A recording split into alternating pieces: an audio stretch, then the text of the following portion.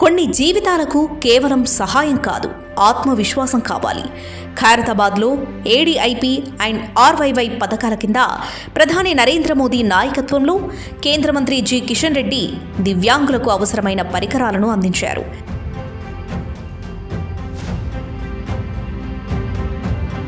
కిషన్ రెడ్డి దివ్యాంగులతో మమేకమై వారి సమస్యలను తెలుసుకుని పరికరాలను పంపిణీ చేశారు.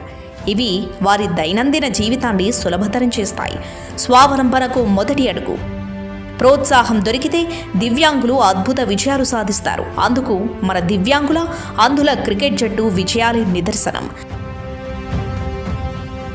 గతంలో కూడా 14 క్యాంపులలో 3 కోట్ల రూపాయల విలువ కలిగిన పరికరాలను లబ్ధిదారులకు పంపిణీ చేశారు. ఇలా నిరంతర కృషితో కిషన్ రెడ్డి గారు దివ్యాంగుల జీవితాలను సులభతరం చేస్తూ వారికి స్వావలంబన మార్గం చూపుతున్నారు.